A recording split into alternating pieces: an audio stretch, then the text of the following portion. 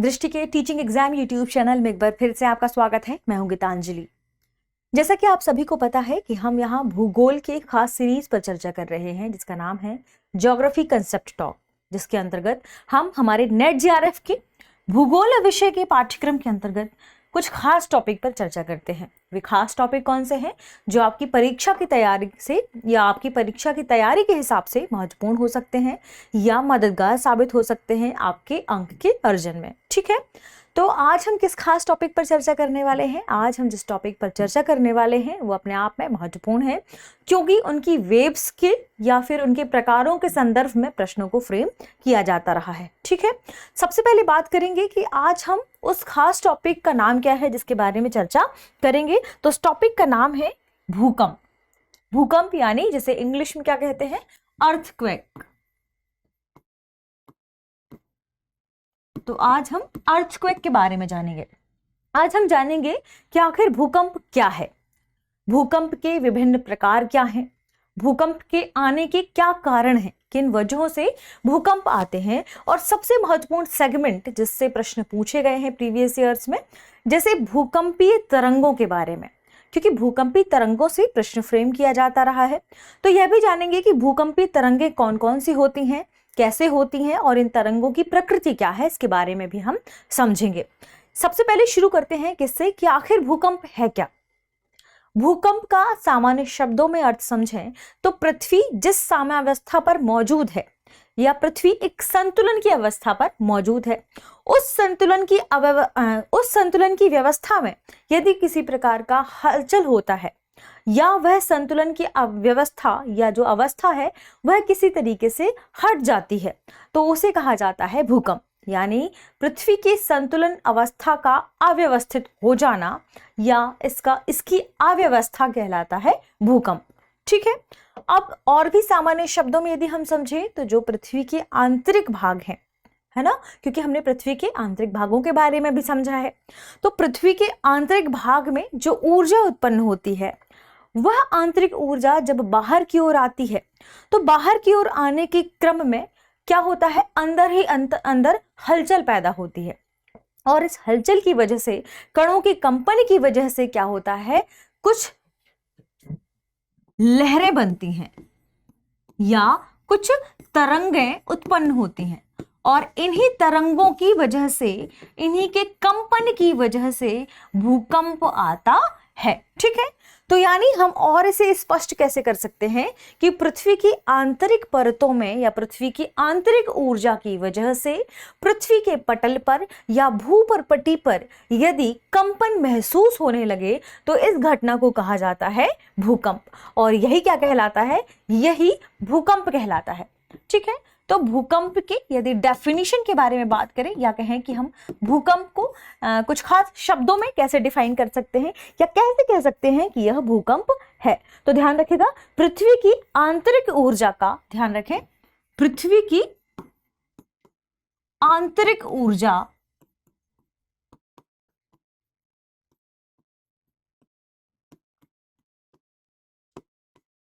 भूपरपटी पर, भूपरपटी क्या है, पृथ्वी का सबसे ऊपरी भाग है, तो पृथ्वी की आंतरिक ऊर्जा का भूपरपटी पर तरंग गति या पृथ्वी की आंतरिक ऊर्जा का भूपरपटी पर तरंग के रूप में कंपन। ठीक है, तो इसे क्या कह सकते हैं, तरंग गति के रूप में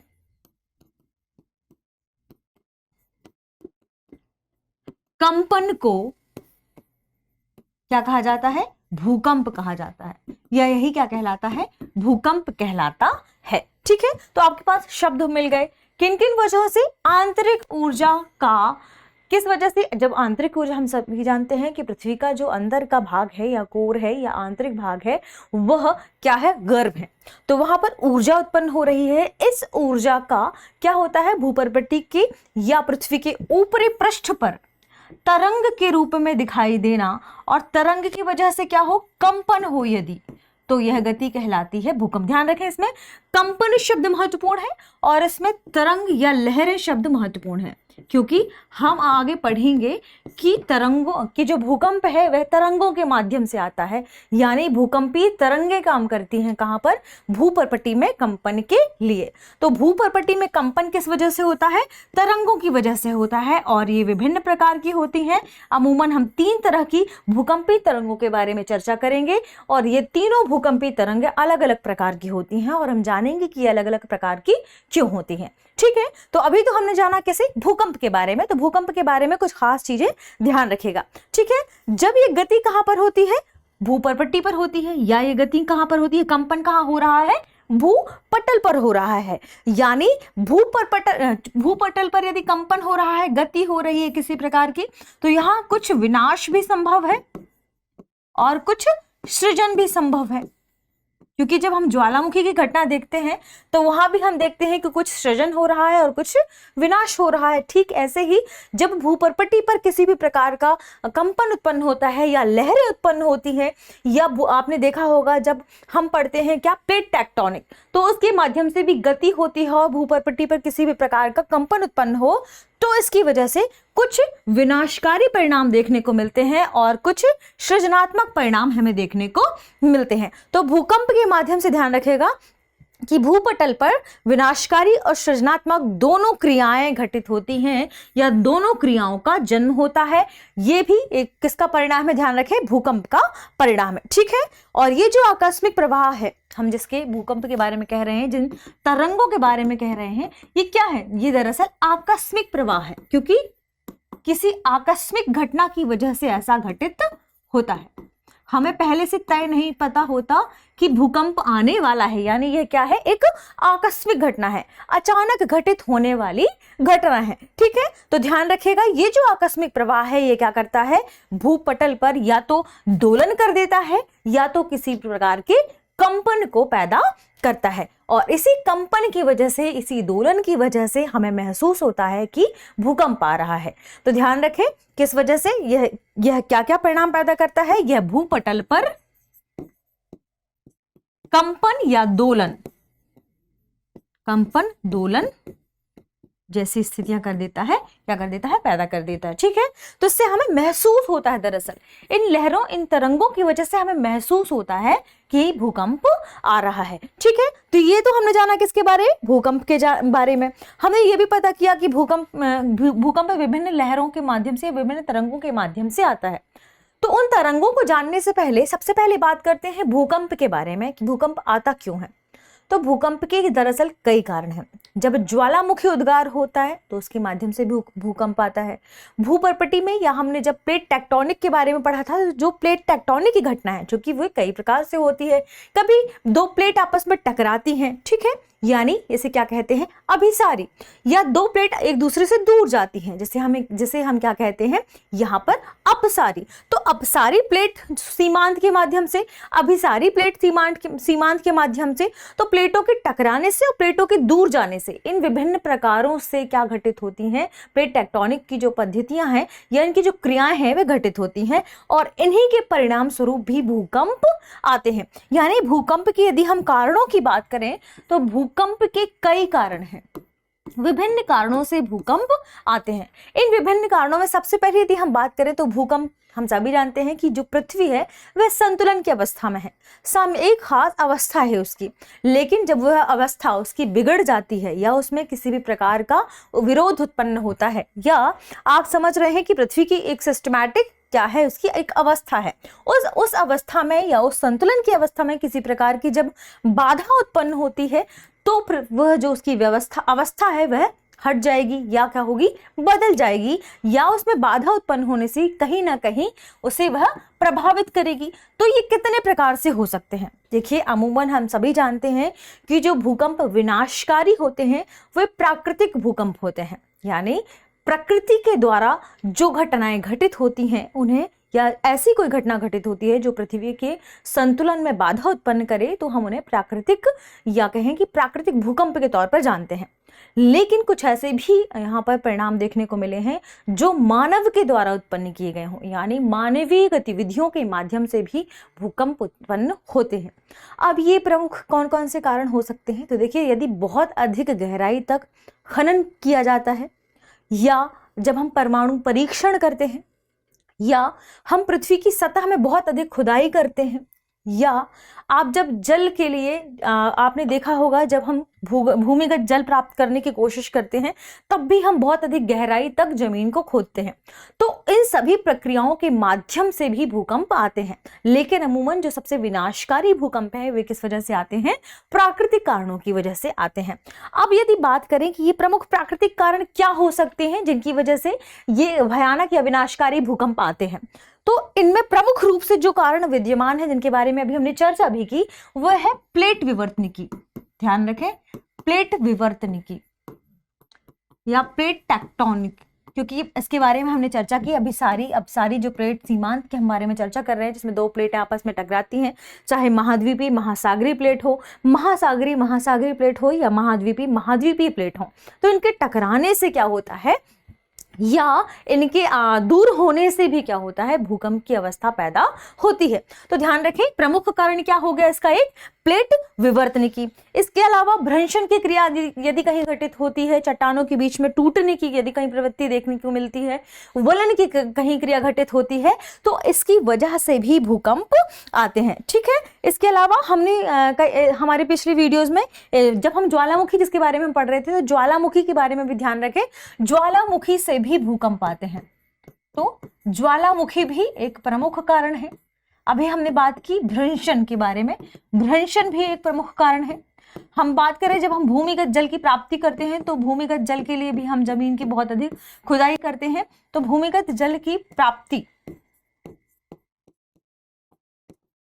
प्राप्ति के लिए अत्यधिक खुदाई जो हम करते हैं, उस वजह से भी क्या होता है? भूकंप आता है। ठीक है, इसके अलावा खनन की क्रियाएं लगातार बढ़ रही हैं, तो खनन की वजह से, क्योंकि हम सभी खनन में क्या करते हैं? बहुत गहराई तक अपने जो आसपास के क्षेत्र हैं या पृथ्वी में बहुत गहराई तक क्या कर देते हैं? खुदाई कर देते हैं। इसकी वजह से भी क्या भूकंप की जो क्रियाएं हैं वे बढ़ गई हैं। ठीक है, तो ध्यान रखिएगा किसके माध्यम से हमने देखा? ये खनन के माध्यम से। ठीक, और यदि कुछ खास कारण जो आपने अपने आसपास देखे हो, जैसे हम लगातार बांधों का निर्माण कर रहे हैं, तो इसकी वजह से भी, बांधों के अत्यधिक निर्माण की वजह से भी हमने क्या देखा है कि भूकंप की जो अब आवृत्ति है वह क्या हो गई है? बढ़ गई है। फ्रीक्वेंसी क्या हो गई है? बढ़ गई है। इसके अलावा कुछ और खास कारणों में यदि आप लिखना चाहें तो हमने परमाणु परीक्षण ये अपने आप में महत्वपूर्ण घटना है, इसकी वजह से भी भूकंप की जो आवृत्ति है वह क्या है? बढ़ गई है। तो ध्यान रखिए, ये कुछ खास कारण हैं जिनकी वजह से भूकंप आते हैं, जिनके बारे में हमने चर्चा की है। ठीक है, तो ध्यान रखिएगा, ये महत्वपूर्ण चीज है। अब यदि बात करें, चूंकि हमने किसके बारे में चर्चा की? कारणों के बारे में चर्चा की। अब बात करते हैं भूकंप के प्रकारों के बारे में, क्योंकि भूकंप के प्रकार भी महत्वपूर्ण है कि आखिर किन किन कारणों से, कितने प्रकारों से भूकंप आता है। ध्यान रखें, भूकंप के प्रकारों में सबसे महत्वपूर्ण बात यह कि भूकंप आता किन किन वजहों से है। किस आधार पर आप भूकंप के प्रकारों को डिवाइड कर सकते हैं? किन आधारों पर आप भूकंप को पढ़ सकते हैं? भूकंप के यदि हम प्रकारों को डिवाइड करें तो देखिए, हम इन्हें 3 प्रकारों से देख सकते हैं। सबसे पहले उद्गम, जो इनका स्थान है, यानी जो जिस स्थान से यह उद्गमित हो रहे हैं। ठीक है, तो ध्यान रखें, उद्गम केंद्र की उपस्थिति के आधार पर 3 टाइप में। सबसे पहले उद्गम केंद्र की अवस्थिति के आधार पर,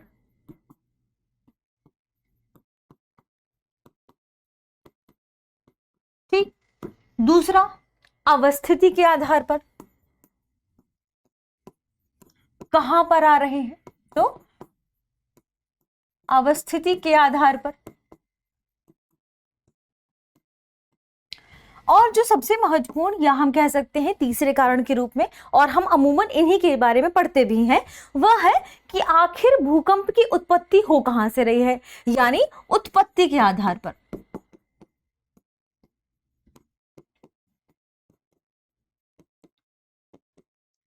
सबसे महत्वपूर्ण जो हम पढ़ते आ रहे हैं वह यही है, उत्पत्ति के आधार पर, कि किन किन आधारों पर, कहां पर, किस किस प्रकार से भूकंप क्या हो रहे हैं, इनकी उत्पत्ति हो रही है, ये कहाँ से उत्पन्न हो रहे हैं। सबसे पहले यदि हम बात करें उद्गम केंद्र की अवस्थिति के आधार पर कि किस प्रकार से जो भूकंप है ये उद्गमित हो रहे हैं, तो देखिए ध्यान रखें, उद्गम केंद्र का मतलब यह है, उद्गम केंद्र के बारे में खास तौर पर कहा गया है, ध्यान रखें, उद्गम केंद्र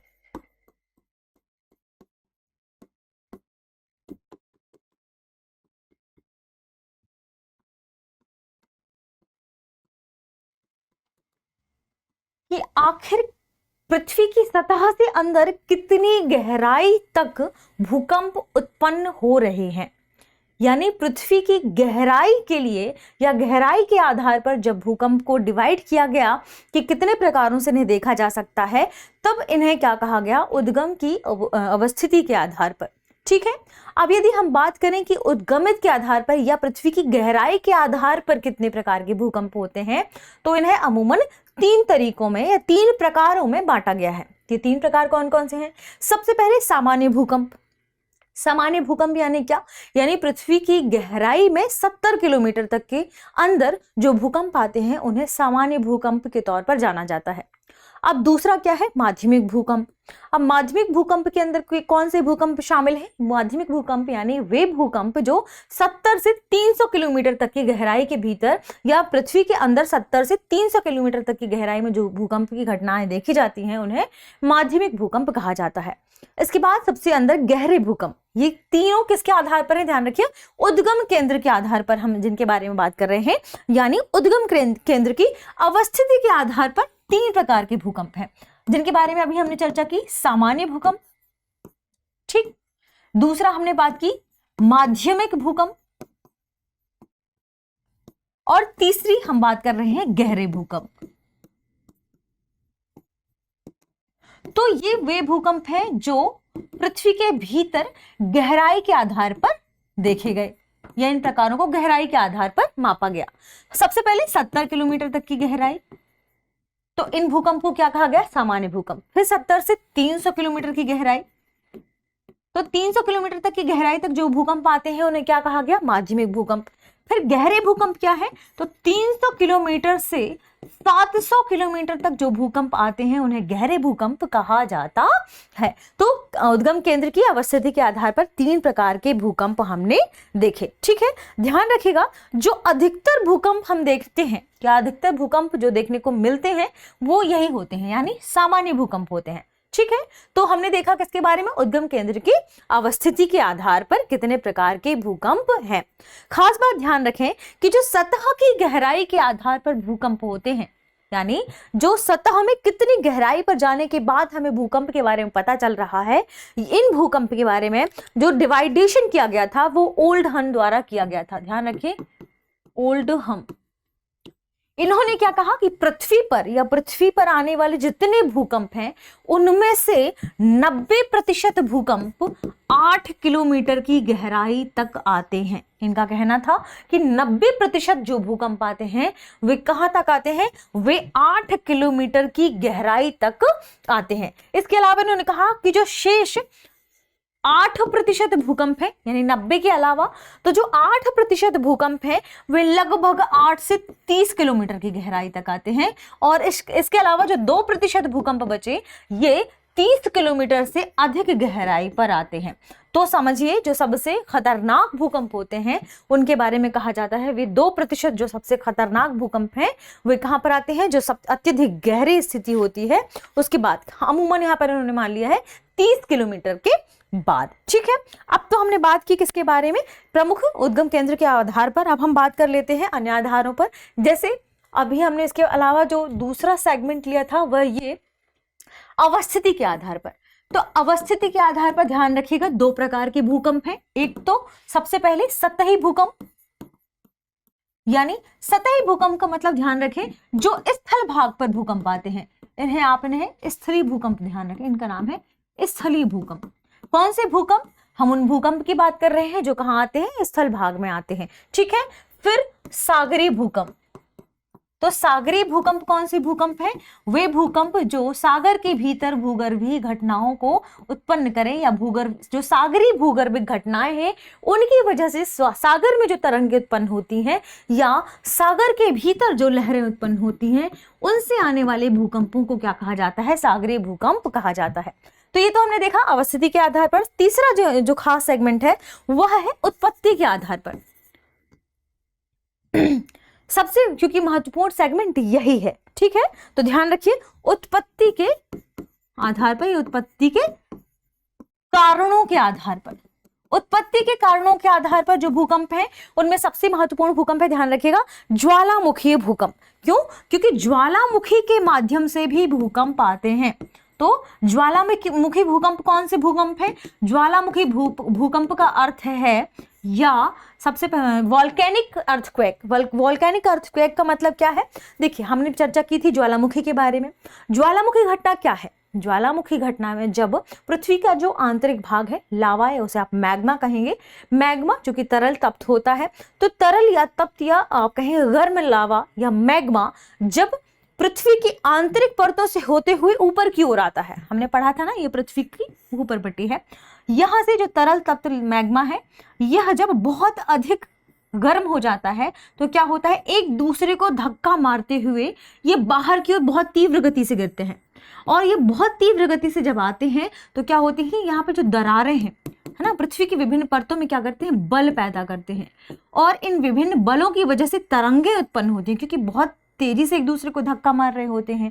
ये जो पदार्थ है ये एक दूसरे को बहुत तेजी से धक्का मारता है, तो इसी क्रम में यहाँ पर कंपन उत्पन्न होता है, और कंपन उत्पन्न होने की वजह से जो भूकंप आते हैं, यानी ज्वालामुखी घटनाओं में या ज्वालामुखी के घटनाक्रम में या ज्वालामुखी के उद्गार के बाद या उद्गार की प्रक्रिया के साथ साथ जो कंपन उत्पन्न हो उसे ही ज्वालामुखी भूकंप कहा जाता है। तो एक कारण क्या हो गया? ज्वालामुखी भूकंप। दूसरा ध्यान रखें कारण है तक्षणी भूकंप। अब ये तक्षणी भूकंप क्या है? हाँ, ध्यान रखें, यदि कहीं भी आपको तक्षणी भूकंप लिख कर आ रहा है तो उसका मतलब समझिए टेक्टोनिक अर्थक्वेक। अब यहाँ पर टेक्टोनिक अर्थक्वेक क्या है? तो ध्यान रखें, जो प्लेट, जिस विवर्तनिकी के बारे में हमने अभी पढ़ा, तो प्लेटों के बीच जब एक दूसरे के बीच क्या हो? प्लेटों के बीच घर्षण हो रहा हो, ठीक है, तो जब इस घर्षण की वजह से जो वेव्स उत्पन्न होती हैं, जो कंपन उत्पन्न होता है, उसे कहा जाता है तक्षणी भूकंप या टेक्टोनिक अर्थक्वेक, ठीक है। अब उत्पत्ति के आधार पर जो तीसरा है वह है पाताली भूकंप। पाताली भूकंप का मतलब ध्यान रखें, पाताली भूकंप से तात्पर्य वह भूकंप है जो पृथ्वी के भीतर बहुत अधिक गहराई की वजह से या बहुत अधिक गहराई के कारण बहुत अधिक गहराई में कोई घटना घटित हो रही हो और उसकी वजह से फिर जो कंपन उत्पन्न होता है उसे ही पाताली भूकंप के नाम से जाना जाता है। और अभी तक इसके बारे में कोई स्पष्ट बातें पता नहीं चली हैं, यानी कोई स्पष्ट तथ्य या डेटा इसके बारे में अभी तक अवेलेबल नहीं हो पाया है। तो ये तो हमने देखा विभिन्न प्रकारों को कि भूकंप कितने प्रकार के होते हैं, भूकंप कैसे कैसे आ सकते हैं, ठीक है। अब हम बात करते हैं भूकंपीय तरंगों के बारे में, क्योंकि जो सबसे महत्वपूर्ण सेगमेंट है भूकंप का वह है भूकंपीय तरंगे, क्योंकि भूकंपीय जो तरंगे हैं उससे लगभग प्रश्न फ्रेम किए गए हैं, ठीक है। तो सबसे महत्वपूर्ण सेगमेंट क्या है? भूकंपीय तरंगे।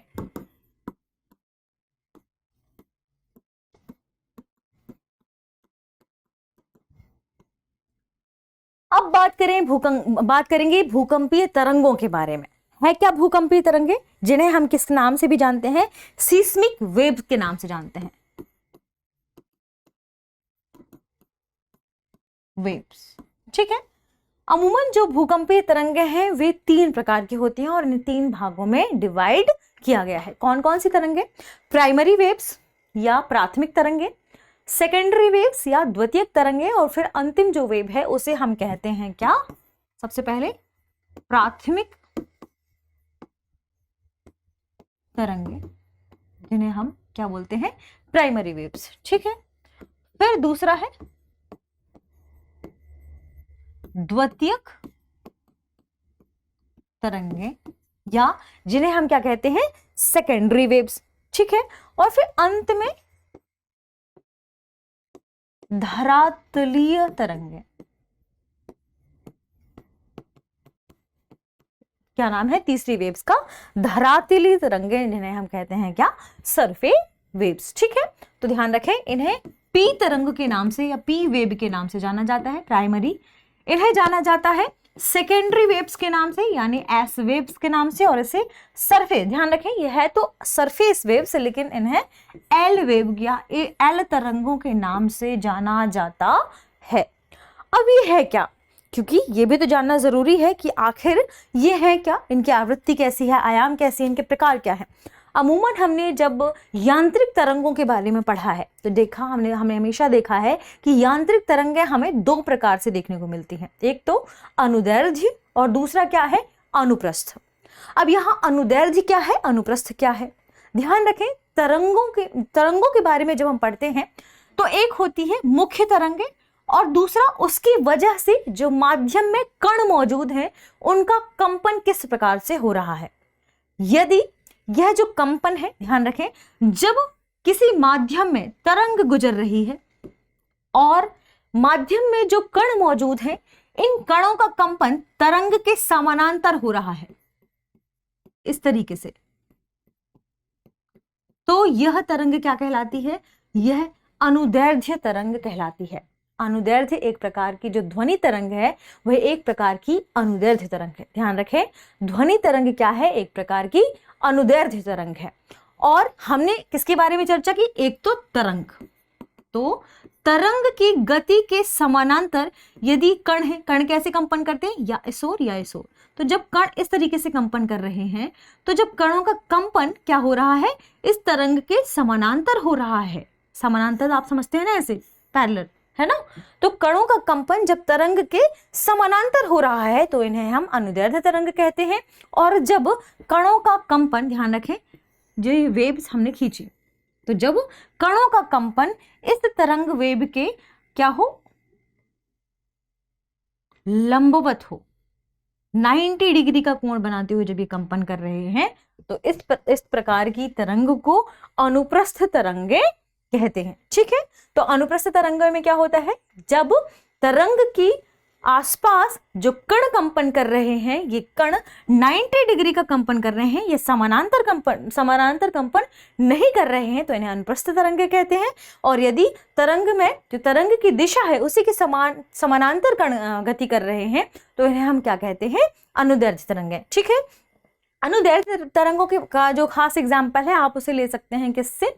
आप उसे ले सकते हैं स्प्रिंग के माध्यम से, क्योंकि जब हमने स्प्रिंग को जब हम खींचते हैं तो स्प्रिंग में आपने देखा होगा आपको ऐसे ऐसे राउंड शेप मिलेगा, कहीं पर ये दूरी ज्यादा होगी और कहीं पर ये दूरी बहुत नजदीक होगी।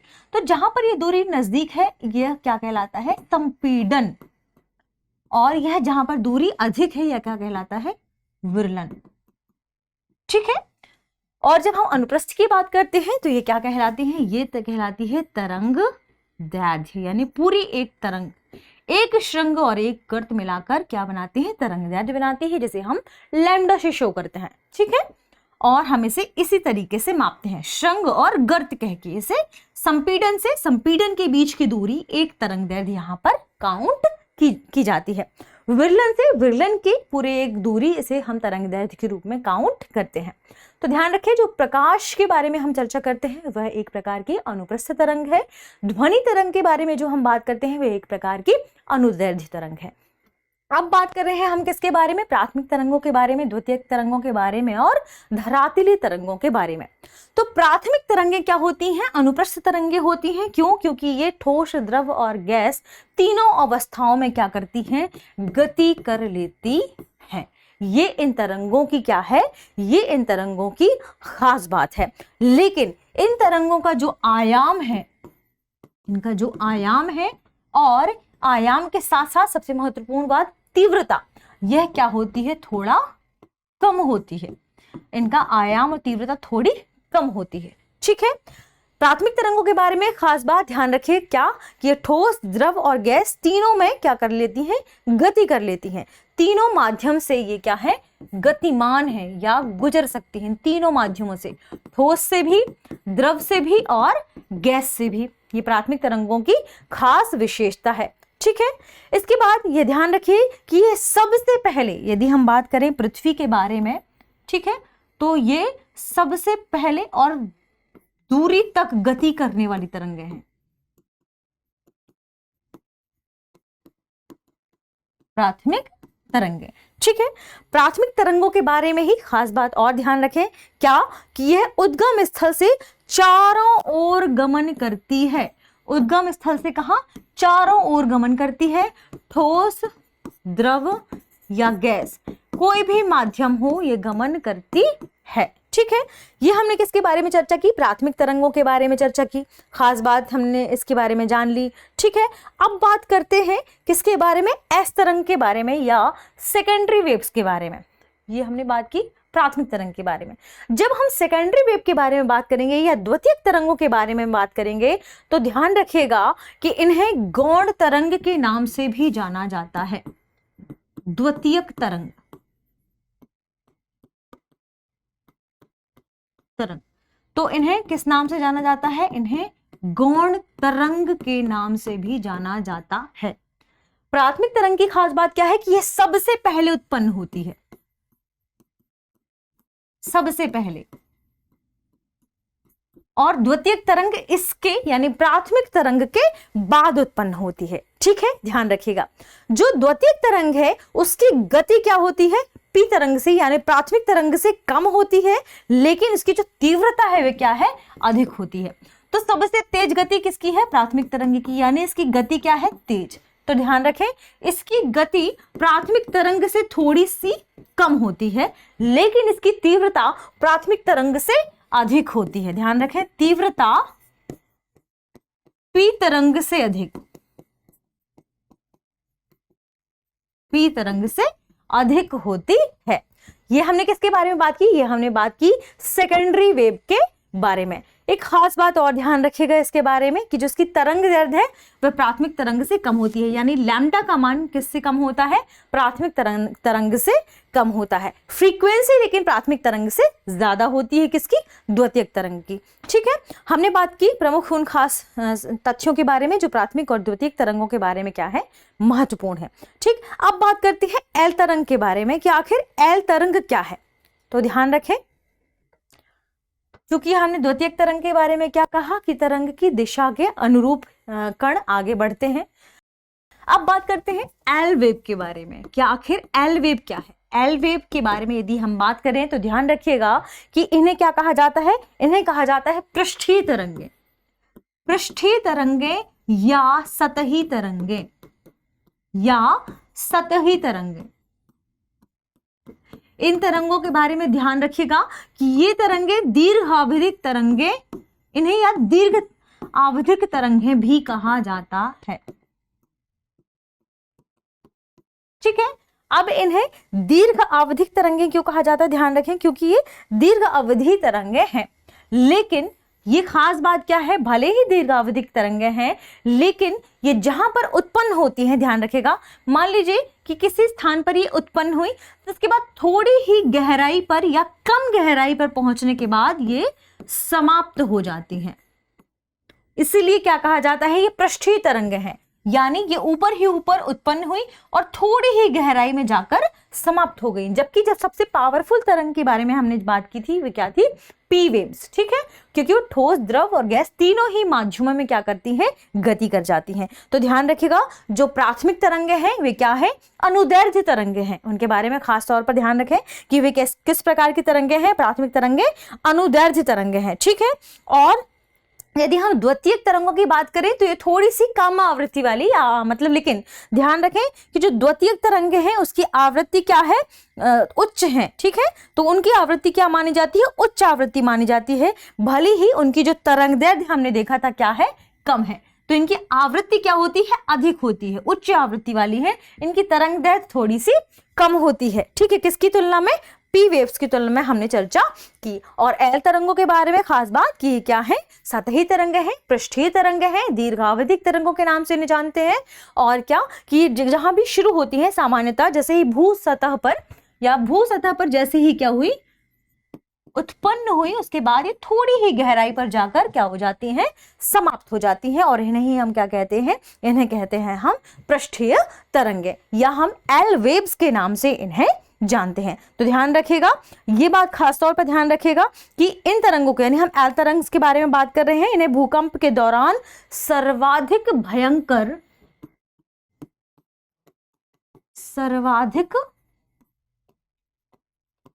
भयंकर वेव्स या तरंगों के नाम से जाना जाता है। ठीक है, यानी ये सबसे ज्यादा क्या होती हैं, विनाशकारी होती हैं। तो एल वेव्स क्या होती हैं, सर्वाधिक विनाशकारी होती हैं। तो ये तो हमने जाना किसके बारे में, भूकंप के बारे में। भूकंप क्या है, भूकंप किन किन माध्यमों से, किन कारणों से उत्पन्न होता है, और हमने, माफ कीजिएगा,